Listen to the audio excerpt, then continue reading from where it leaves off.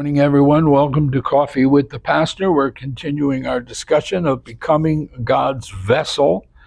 In John 21, he says to Peter, "Feed my sheep." Now, this is Peter has really messed up.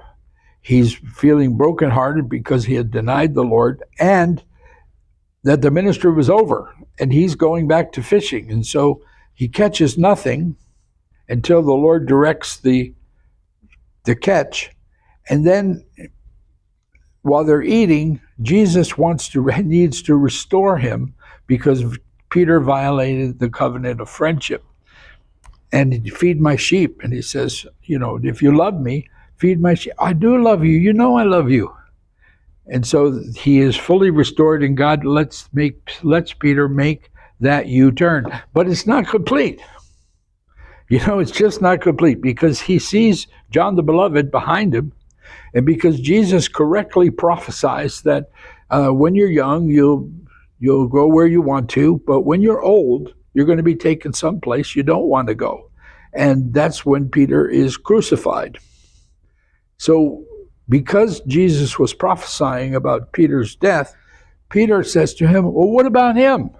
What about John the Beloved? And Jesus says, what do you care if I keep him alive until I come back?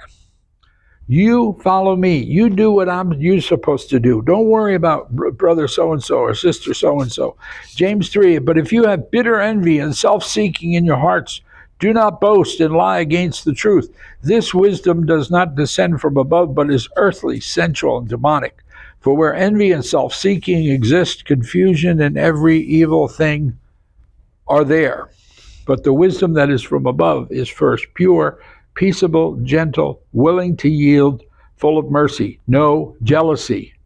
You work on what God has you to do, and I'll work on what God has me to do. Ephesians chapter 4 says this, do not grieve the Holy Spirit of God, by whom you were sealed for the day of redemption.